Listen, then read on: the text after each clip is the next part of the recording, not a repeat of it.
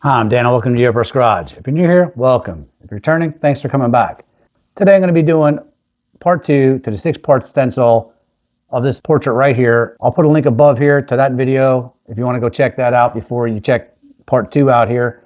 But what I did here was I took that very stencilized image from the 6-part stencil and I softened up the edges and added some texture to try to bring a little bit of, more of a stylized effect to it, make it look a little less stencilized. I wasn't going for true total realism here because of the fact I painted it with Createx Wicked on the stencil because I didn't think I was really going to take it to, the next step like this. I was going to just shoot the stencil and be done with it. Problem with that is the paint sat for quite a few weeks and that dries very hard. You can't bring that paint back like you can the illustration colors. But I was able to use a lot of my texturing techniques to soften up the edges, bring it back. So I decided to go for like a very old style type of painting look or texture. And I think it came really good.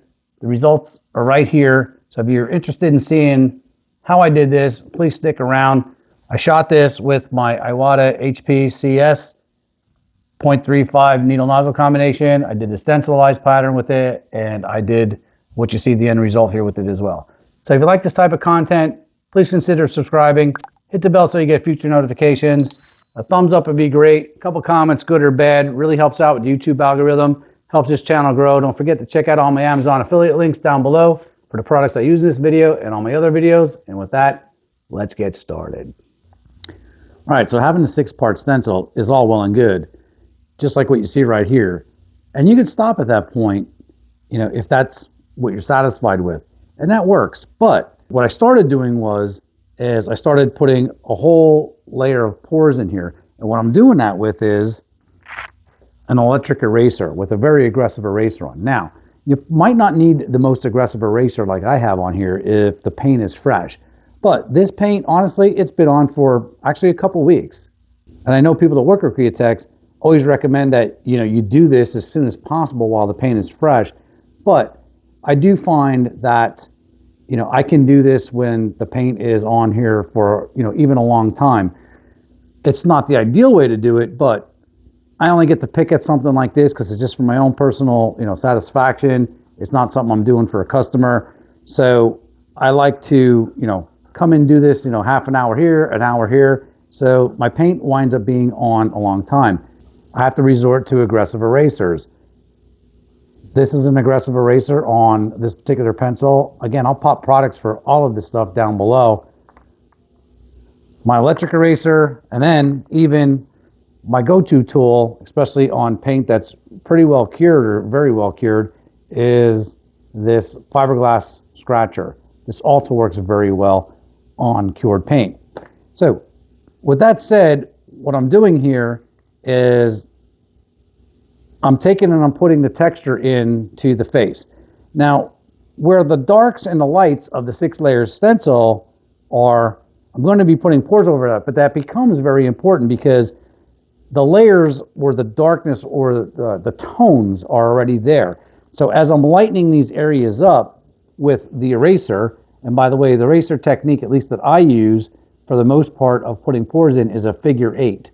So you just want to figure 8 it, back and forth, little figure 8s.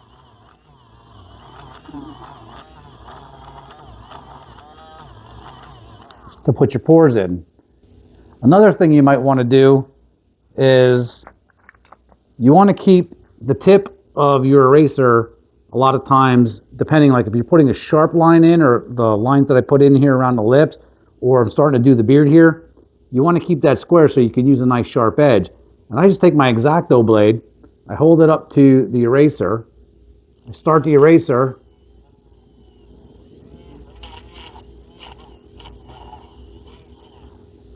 and there you go. I just take the very tip of it off with the X-Acto blade. Now I have a nice square edge, which now I can come in, when I come in on a sharp line that I need, I just tilt over the eraser,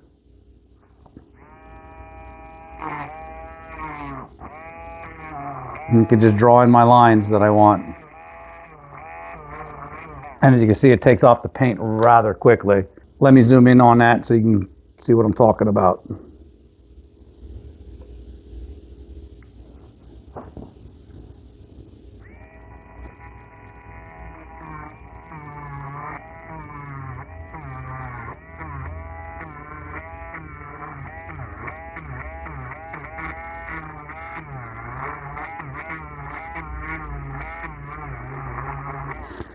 So as you can see, even on paint that's cured for quite a few weeks, this aggressive eraser is taking it off relatively easy.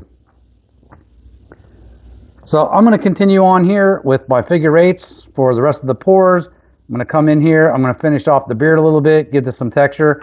And once I'm done that, I'm going to come back in again with my sepia color, and I'm going to give it another layer. And what that will do is build back up these tones and push back a lot of the highlights, and then you come back in and hit it with a few more highlights. And by doing this process and keep layering everything like that, you're going to get all of these different tones and highlights, from very pushed back highlights to very forward highlights. And that's what we're looking for. We're going to be looking for the most brightest highlights of the face to the different depths of the push back highlights as we work the picture. All right, as I said before, I got a nice sharp edge on my eraser here. It's a very aggressive eraser. As you can see, I'm just going to draw out or sketch out the beard.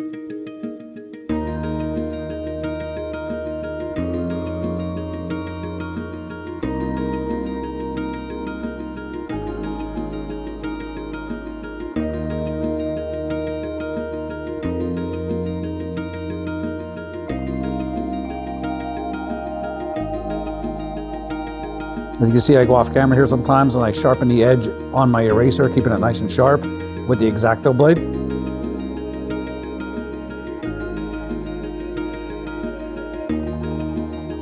I'm going to work some even finer hair-like lines in with the fiberglass scratcher.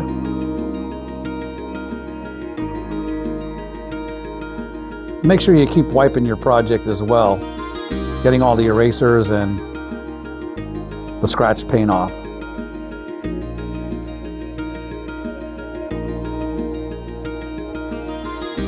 Now I'm going to the eraser. Again, kind of a mid-grade aggressive eraser, but as you can see, there's a lot of erasing there. And what this is giving me a softer edge.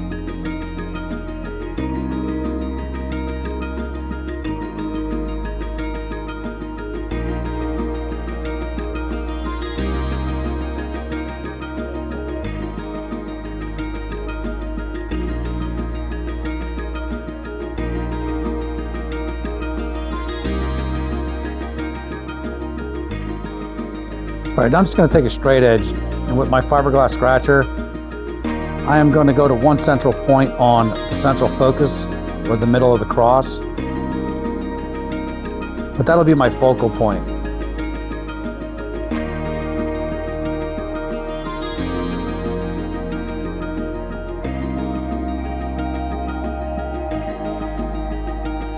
Now I'm grabbing the eraser, I'm going over each line that I did with the fiberglass eraser, and this is going to basically, just deepen it and soften it up a little bit, because the fiberglass scratcher gives you such a fine edge. And I'm going for a starburst effect here. So now I'm just going to freehand it in between all of my, my guidelines.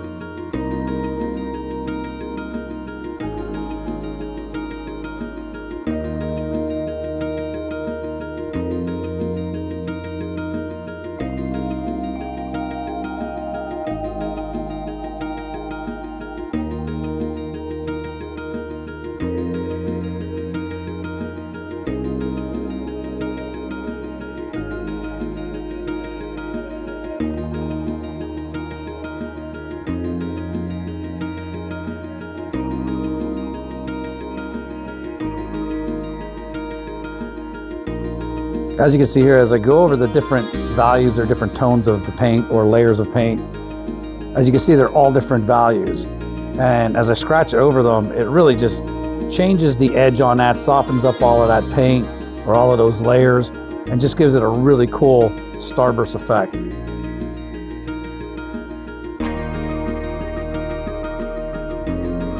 So what I'm doing, I'm really using those layers to my advantage right now.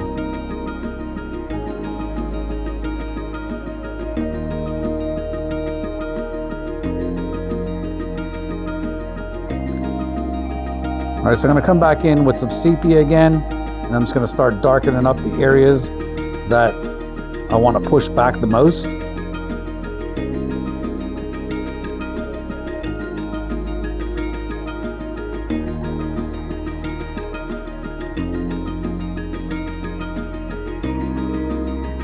And I'm kind of just working in between the thorns here.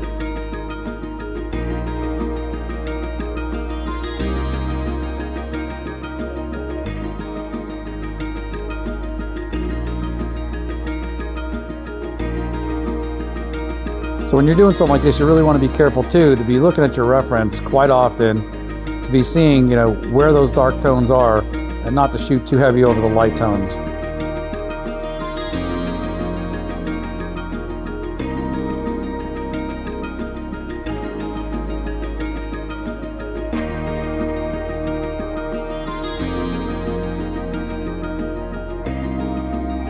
All right, so I'm just going to come back in with the eraser again and just brighten up some areas.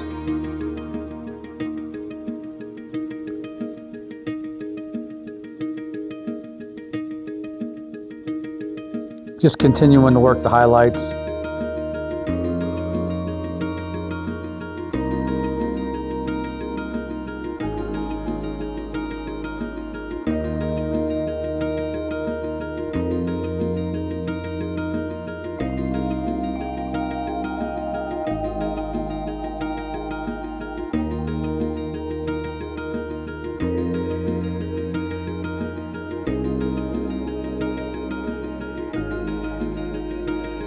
There's always a lot of texture in lips.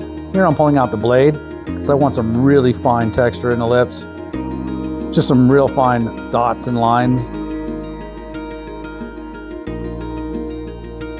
And I'm going to come back in and softening up the beard a little bit with the eraser. Again, you could take those really fine lines and just soften them up with the eraser. Sometimes you get too hard of an edge.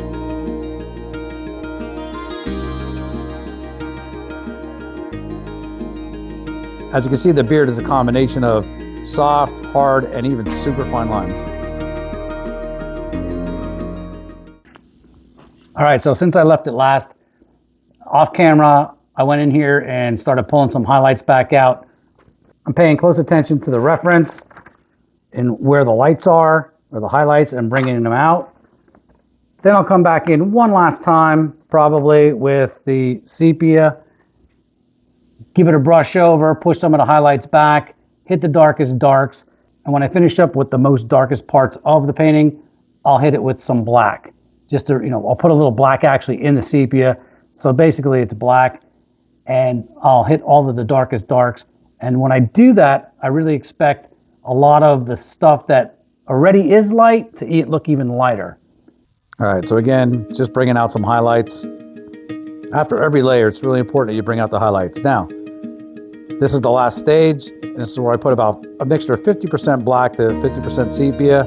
So just a few drops of each.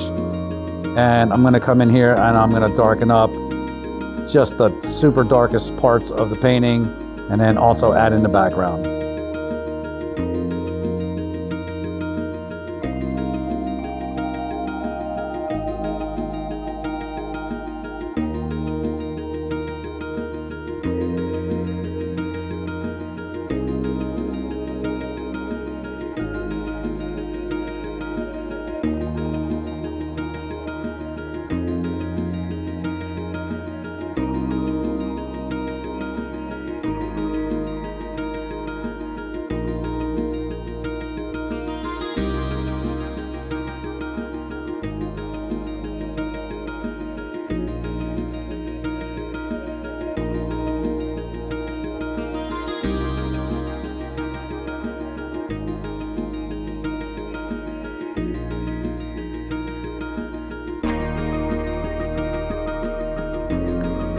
Again, paying close attention to my reference.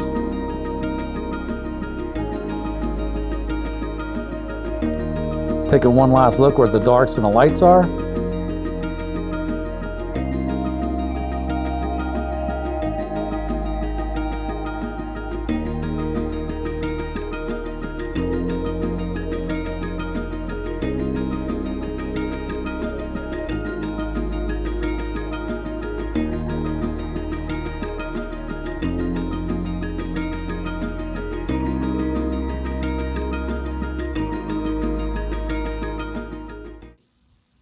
All right, there you have it. As you can see, we don't really have a stencilized look anymore. Really happy with the result. So if you like this type of content, again, please consider subscribing. You know the drill. Hit that bell, couple comments, good or bad, and we'll see you in the next video.